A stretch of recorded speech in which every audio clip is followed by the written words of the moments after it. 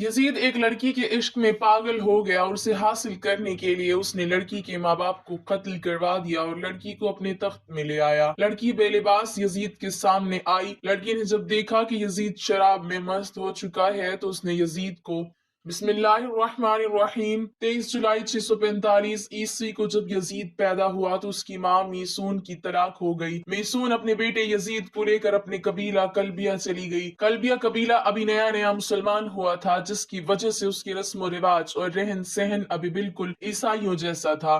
चुनाचे इसी ईसाइयत के माहौल में यजीद की परवरिश हुई। यजीद बचपन से ही बंदरों को पाल कर उनसे खेला करता था। जब बड़ा हुआ तो उसने शराब पीना, शतरंज और बेहयाई के कामों में भरपूर हिस्सा लिया। आज की वीडियो में हम यजीद की बदतरीन और इबरतनाक मौत का जिक्र करेंगे। इंतहाई मुखालफत के बावजूद भी यजीद 60 हिजरी को तख्त नशी हो गया। तख्त पर बैठते ही यजीद ने मदीना के गवर्नर उत्बा को खत लिखा कि अब्दुल्ला बिन जुबैर, अब्दुर्रहमान बिन अबी बकर, अब्दुल्ला बिन उमरू और सैयदना इमाम हुसैन से मेरी बैत ली जाए। जब इन सब ने यजीद की बैत करने से इनकार किया तो यजीद ने दूसरा खत ये लिखा कि नवासे रसूल सैयदना इमाम हुसैन से जबरदस्ती बैत ली जाए। इसलिए गवर्नर मदीना हजरत इमाम हुसैन के पास आया। उसने कहा कि यजीद ने मुझे आपसे जबरदस्ती बैत लेने को कहा है। जब हजरत इमाम हुसैन ने देखा कि अगर मैंने यजीद के हाथ पर बैत ना की तो मदीना में कत्ल गारत हो सकती है, तो आप वहां से हिजरत करके मक्का फिर कूफा की तरफ निकले।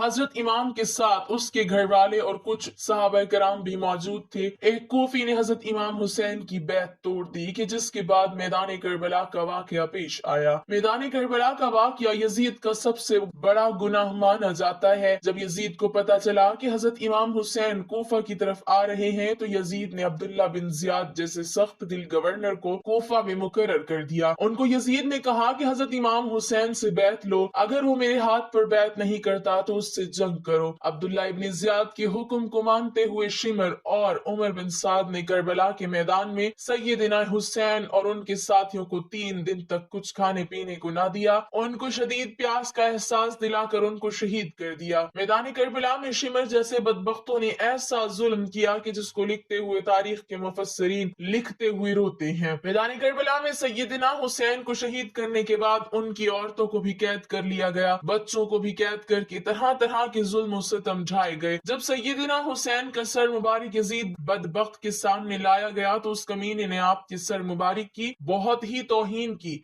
यजीद ने सैयदना हुसैन के सर मुबारक को देखकर ऐसे ऐसे अशार पढ़े कि जिसको बयान करते हुए बास तारीख दान यजीद को काफिर भी कहते हैं। क्या वजह थी कि यजीद ने उबैदुल्ला इब्न जियाद, शिमर और उमर बिन साद अहले बैत को शहीद करने की सजा न दी? क्यों वाकये करबला के बाद भी यजीद की मौत तक उबैदुल्ला कूफा और बसरा पर यजीद की तरफ से हुक्मरान रहा? ऐसे वाकयात के बावजूद भी इब्न जियाद जैसे शख्स को अपनी मसनद पर विराजमान रखने की वजह यजीद के पास आखिर क्या थी? आप 63 हिजरी में मदीना के लोग यजीद की बैत